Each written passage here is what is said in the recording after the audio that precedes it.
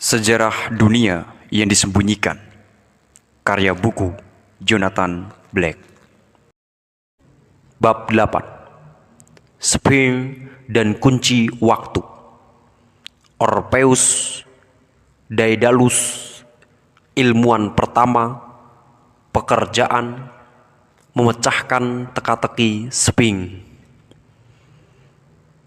Ketika Jason berangkat naik Argos, yang terbukti bahwa itu adalah kesenangan terakhir dari orang-orang setengah dewa dan para pahlawan.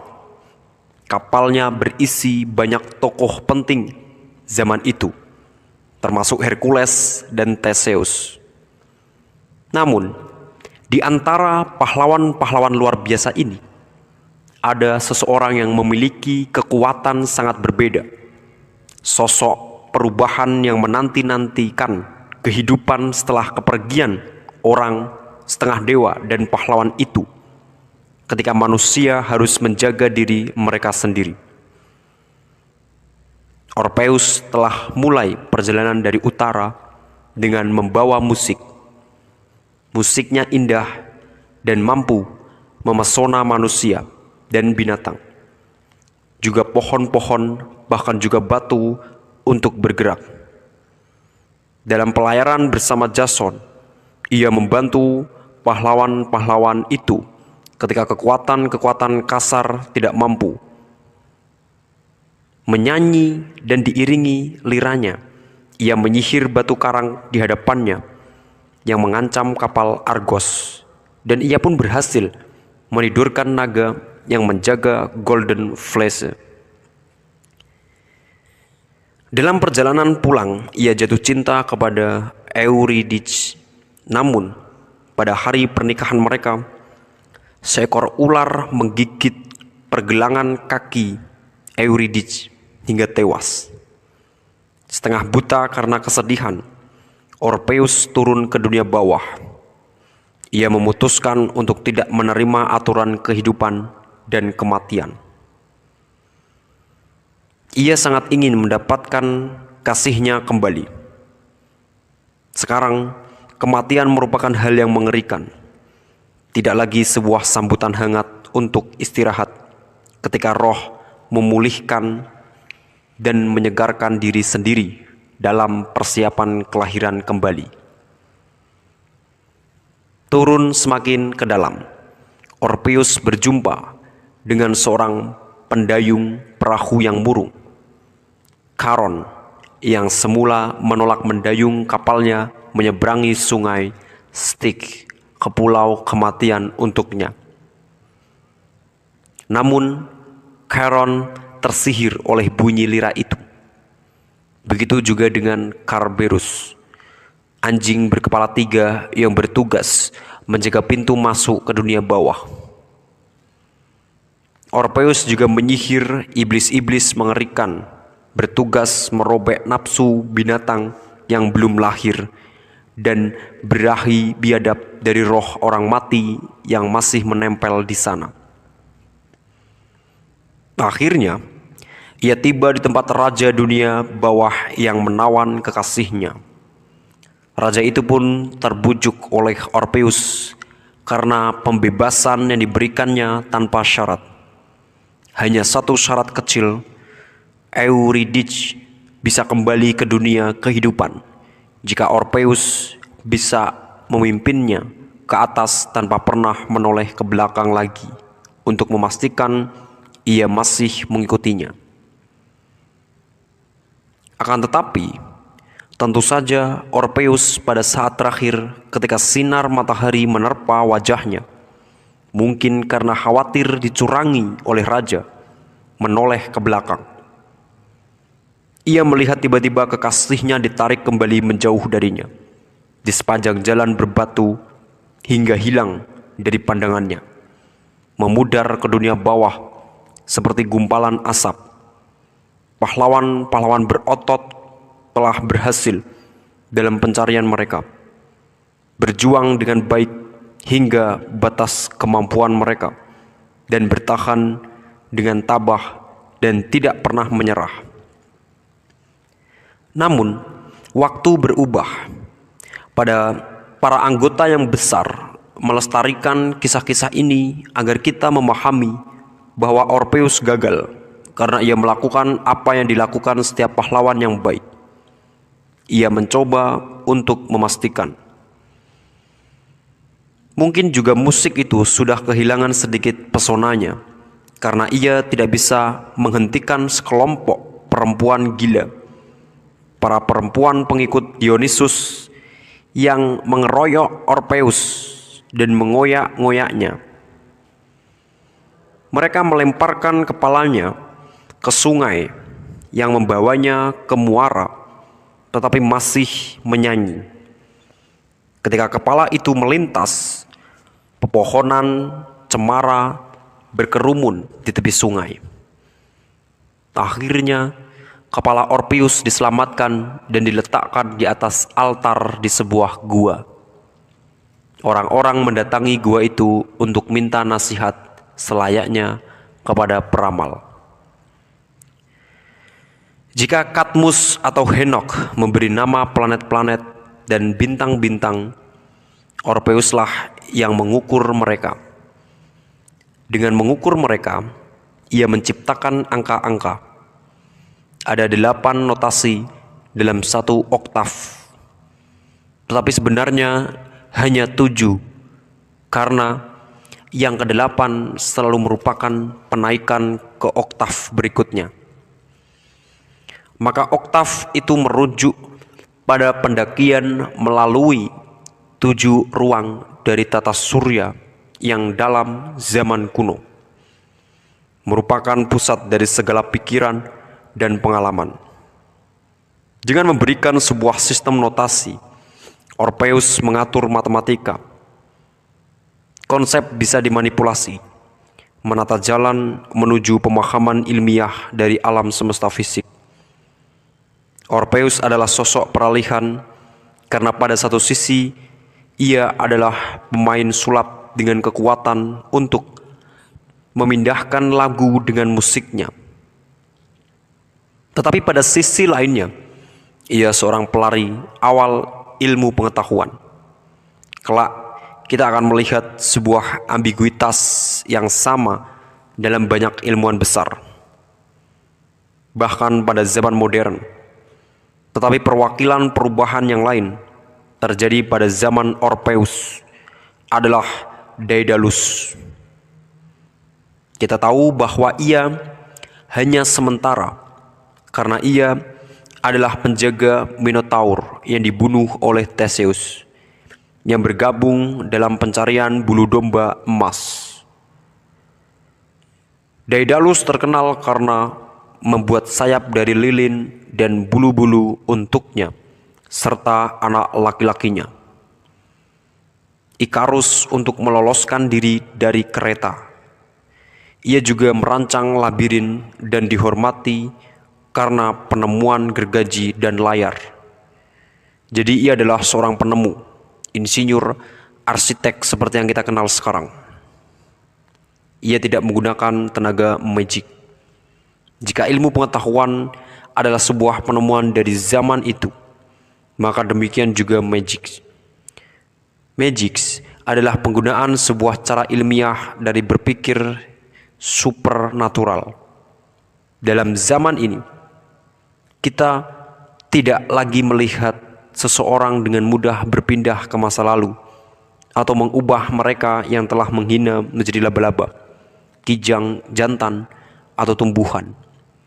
Namun kita melihat istri Jason, Medea, dan Circe yang diminta tolong, nasihat, dan perlindungan ajaib oleh Medea.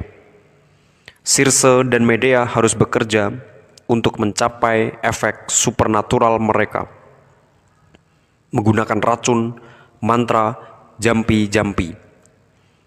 Jika penciptaan kata-kata dan angka memungkinkan manusia memulai memanipulasi dunia alami, ia juga memberi manusia gagasan tentang kemampuan untuk memanipulasi alam rohani. Medea menawari Jason ramuan darah merah terbuat dari sari bunga kuning kemerahan untuk menenangkan naga yang menjaga flese atau bulu domba. Medea menggunakan mantra dan tangkai semak jintan untuk ditaburkan pada kelopak mata naga. Ia membagi obat mujarab dan tahu rahasia-rahasia pawang ular. Ketika alam materi terus menjadi lebih padat dan makhluk-makhluk alam rohani semakin terdesak keluar, bahkan roh dari tingkat yang terendah, roh alam, peri, peri rimba, peri air, dan jembalang menjadi sulit dipahami. Mereka tampak menghilang masuk ke dalam arus pepohonan dan bebatuan, terbang begitu melihat fajar menyingsing. Namun mereka tampak masih cukup dekat, dan roh alam inilah ketika itu dan sekarang yang mudah digunakan oleh ahli-ahli sihir. Beberapa orang ahli sihir mencoba membengkokkan dewa besar untuk menuruti kemauan mereka dan menarik mereka turun dari bulan.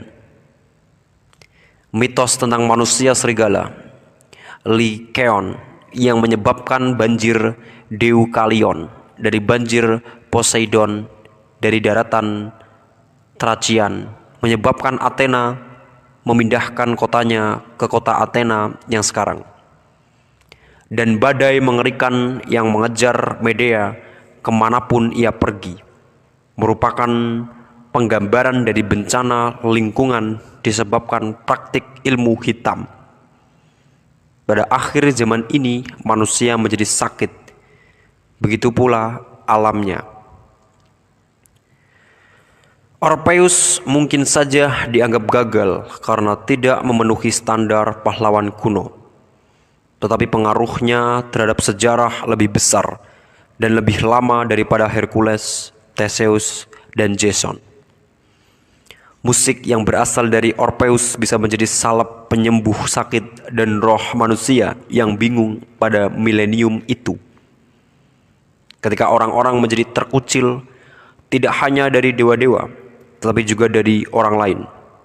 Ketika mereka menderita karena lingkungan yang keras dan buruk, dan ketika khayalan mereka dinodai oleh daya magic yang tiada henti dan bengis. Semua ini kini bisa diatasi oleh keindahan pada imajinasi, tidak hanya melalui musik, tetapi juga literatur, lukisan, dan pahatan. Citra-citra keindahan yang mengilhami kebenaran dan cinta bisa berpengaruh terhadap manusia pada tingkat terendah dari pikiran sadar. Mereka bisa menjadi kuat dibandingkan pengajaran moral, baik yang abstrak maupun gamblang jenis apapun. Orpheus adalah pendiri mistis dari misteri-misteri Yunani yang akan menerangi dan mengilhami Yunani kuno. Mungkin ekspresi artistik yang paling kuat dari krisis spiritual pada akhir zaman pahlawan-pahlawan tampak dalam Alkitab.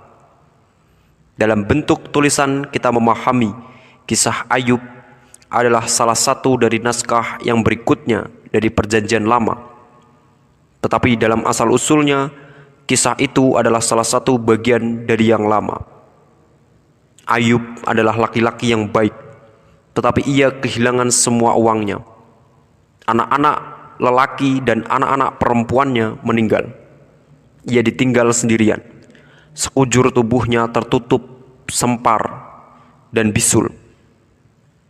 Sementara itu, yang jahat menjadi makmur. Kisah Ayub diingat hingga sekarang, bukan karena ia pemimpin hebat atau pelaku pekerjaan luar biasa, melainkan karena ia adalah manusia pertama yang pernah memikirkan gagasan sejati yang penting dan dalam. Kehidupan tidak adil. Hercules adalah kesayangan para dewa, tetapi Ayublah yang berteriak ke langit dengan pembangkangan. Tidak seperti Hercules, Ayub memiliki bahasa untuk melakukannya. Dari ini, kita memastikan memiliki cukup mental yang bisa kita kendalikan untuk memilih apa yang akan kita pikirkan. Namun sebelum penciptaan bahasa yang merupakan keberhasilan besar zaman ini, keluasan seperti itu akan tidak berguna. Bahasa memungkinkan kita untuk menjauhkan diri dari dunia. Bahasa membantu kita menarik diri dari apa yang secara fisik ada dan bisa memungkinkan kita menghentikan pengalaman. Apakah itu ada atau tidak, kita bisa mengaturnya menjadi kepingan-kepingan. Untuk derajat tertentu, kita bisa mengatur pengalaman seperti yang kita kehendaki. Ada unsur yang menjauhkan proses ini, seperti juga keuntungan yang dibawanya.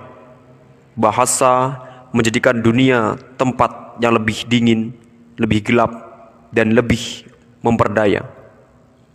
Bahasa juga membuat kita tidak sehat, hidup kurang bersemangat, dan kurang yakin ketika menjelajahi dunia. Jadi, bahasa membawa sebuah bentuk baru dari kesadaran. Sebelum Ayub, orang-orang merasa bahwa segala yang terjadi kepada diri mereka memang sudah ditentukan, bahwa ada tujuan ilahiyah di balik segalanya. Mereka tidak bisa mempertanyakan ini. Sekarang bahasa memungkinkan Ayub untuk mundur. Ia mulai melihat adanya ketidaktetapan. Kehidupan ini tidak adil. Akan tetapi, Tuhan menegur Ayub karena hanya mengerti sedikit sekali. Kau ada di mana ketika aku meletakkan dasar bumi? Ketika bintang-bintang pagi bernyanyi bersama dan semua malaikat berseru gembira? Apakah kau masuk ke dasar laut atau berjalan ke kedalaman tanpa dasar? Apakah pintu kematian telah terbuka untukmu? Apakah kau tahu di mana matahari tinggal dan di mana asal kegelapan? Bisakah kau mengikat rantai atau melonggarkan ikat pinggang Orion? Apa yang menyelamatkan Ayub adalah ia memiliki perasaan yang kita rasakan juga setelah terbangun dari tidur dengan mimpi indah. Ketika kita berusaha mengembalikan mimpi itu, tetapi tidak bisa, ia sadar bahwa jangkauan pengalaman manusia sudah berkurang. Kiranya aku seperti dalam bulan-bulan yang silam, seperti pada hari-hari ketika Allah melindungiku, ketika pelitanya bersinar di atas kepalaku. Ayub 29.2/4. Ayub mengacu tentu saja pada lentera Osiris. Hari ini, kata Apokrifa, membawa kesan merendahkan, tetapi sebenarnya bermakna tersembunyi atau esoteris. Dalam Apokrifa, Testament of Job, ia diberi hadiah karena sadar tentang apa yang tidak diketahuinya dan sadar tentang apa yang telah hilang darinya. Anak-anak lelaki dan anak-anak perempuan Ayub kembali kepadanya. Anak-anak perempuannya mengenakan ikat pinggang emas. Satu ikat pinggang memberi kemampuan Ayub untuk mengerti bahasa malaikat. Yang kedua, mengerti rahasia penciptaan. Dan yang ketiga, bahasa serumbim. Musik, matematika, dan bahasa diciptakan pada zaman para pahlawan. Demikian juga astronomi. Satu keberhasilan yang disandang Henokh, lingkaran batu pertama, tidak hanya menandai watak dari tingkatan dewa-dewa dan malaikat-malaikat. Mereka menandai kedudukan dari bintang-bintang dan planet-planet. Oleh karena itu, dalam sejarah rahasia, hal itu sekarang menjadi mungkin. Untuk kali pertama memulai memperbaiki hari-hari dan kejadian-kejadian besar. antara cakar-cakar singa Sphinx di Giza. Menatap ke timur, sebuah batu besar bertuliskan prasasti. Ini adalah tempat yang indah sekali dari kali pertama. Kali pertama atau Zeb Tepi adalah frasa misterius yang digunakan orang-orang Mesir untuk mengiaskan pada saat bermulanya waktu. Dalam mitologi orang Mesir, Zeb Tepi ditandai oleh munculnya gundukan primordial dari air dan poenik bertengger di atasnya. Di dekat sebuah keberhasilan pembangunan yang menakjubkan yang dimulainya ketika berdiri di antara cakar Sphinx, Robert Bauval telah berhasil menentukan hari Zeb Tepi. Dalam pengetahuan Mesir, poenik selalu datang untuk menandai dimulainya zaman baru. Dalam mitologi Mesir, burung poenik atau burung Bennu merupakan simbol lingkaran sotik dari 1460 tahun yang adalah waktu 365 hari kalender orang-orang Mesir untuk menyinkronkan kembali dengan awal lingkaran tahunan, ditandai oleh munculnya Sirius matahari. Sinkronisasi kedua lingkaran ini, tahunan dan sotik, terjadi pada 11.451, 10.081,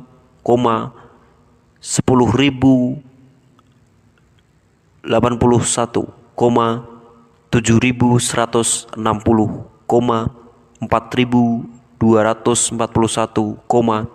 dan 2.781 sebelum Masehi. Bauval langsung melihat bahwa hari-hari ini bertepatan dengan mulainya beberapa proyek pembangunan gedung besar di hilir dan muara Nil. Jelas, awal dari rangkaian lingkaran ini sangat penting bagi orang-orang kuno Mesir. Berusaha mengerti lingkaran mana yang mungkin merupakan yang pertama, Bauval pada awalnya menyimpulkan bahwa yang tepat adalah 10.081 sebelum Masehi, karena sebuah tradisi esoterislah Sphinx dibangun pada masa itu atau bahkan sebelumnya. Kemudian Bauval menetapkan pada masa yang lebih awal, yaitu 11.451 sebelum Masehi, Bima Sakti yang memiliki makna sangat besar dalam budaya kuno di seluruh dunia seperti sungai jiwa, terletak tepat di samping sungai Nil, sehingga mereka saling memantulkan. Ia terkejut karena pada awal 11.451 sebelum Masehi itu, sotik dan perputaran tahunan bertepatan dengan perputaran ketiga. Tahun besar 25.920 tahun lamanya untuk menyempurnakan perputaran zodiak dalam sebuah cara yang paling penuh makna. Karena pada hari itu Sphinx bertubuh singa menatap ke arah timur akan dianggap sebagai terbitnya zaman Leo. Sphinx itu mewujudkan 4 bintang besar dari zodiak keempat sudut kosmos Leo, Taurus, Scorpio, dan Aquarius, keempat elemen yang bekerja sama membuat alam materi. Sphinx menurut sejarah rahasia adalah sebuah monumen bagi kali pertama keempat elemen itu menetap di tempatnya hingga menghasilkan materi menjadi padat. Ketika dalam Timaeus, Plato terkenal menulis tentang Word Soul, jiwa dunia, disalib pada Word Body, jasad dunia. Ia tidak sedang meramalkan penyaliban Kristus seperti beberapa pembela Kristus duga. Ia hanya mengangankan momen penting itu dalam sejarah dunia seperti yang dibayangkan idealisme ketika kesadaran disusun dalam materi padat. Oleh karena itu, Sphinx menempati tempat yang sangat khusus dalam sejarah seperti yang dikatakan idealisme. Ia menandai titik itu ketika setelah gelombang di atas gelombang dari penyinaran dari pikiran kosmis, materi padat seperti yang kita ketahui sekarang ini akhirnya terbentuk. Itulah sebabnya mungkin ia adalah ikon terbesar dari dunia kuno. Hukum-hukum fisika seperti yang kita kenali sekarang ini ketika itu hanya tersusun dalam gerakan. Dan dari titik itu pada perjanjian-perjanjian bisa ditetapkan dengan kuat. Karena jam besar kosmos akhirnya menyusun dalam pola rumit dari orbitnya. Jika pemadatan ini adalah apa yang sesungguhnya terjadi, tentu saja akan membatalkan metode-metode penanggalan seperti karbon 14. Secara kuno pernah mencoba menetapkan catatan sejarah terdahulu. Ilmu pengetahuan modern membuat sebuah asumsi dalam perhitungannya yang tidak dilakukan orang-orang kuno, yaitu bahwa hukum-hukum alam telah menganggap sah dalam segala tempat dan waktu. Sphinx mengajukan sebuah teka-teki kepada Oedipus. Apa yang berjalan dengan 4 kaki, kemudian 2 kaki, dan kemudian 3 kaki? Jika ia tidak bisa menjawabnya, Sphinx akan membunuhnya. Tetapi Oedipus dengan tepat menafsirkannya sebagai sebuah teka-teki tentang usia manusia. Seorang bayi berjalan dengan 4 kaki. Tumbuh besar ia berjalan dengan 2 kaki. Hingga menjadi sangat tua sehingga memerlukan kaki ketiga, yaitu tongkat. Namun, usia di sini juga merupakan cara lain untuk mengiaskan evolusi manusia.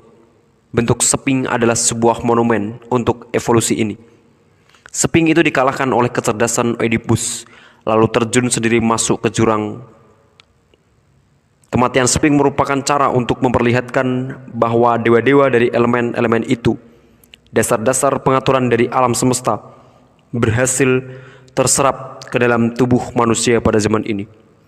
Pusat dari legenda Oedipal adalah kenyataan mengerikan yang diharapkannya, tetapi gagal untuk menghindarinya. Ia seharusnya membunuh ayahnya yang menjadi kekasih ibunya. Ketika hukum alam menjadi tetap dan mekanis, manusia terperangkap di dalamnya. Jadi, Sphinx menandai akhir zaman metamorfosis, perbaikan dari bentuk biologis yang kita ketahui sekarang. Demikian juga dengan perbaikan hukum-hukum alam.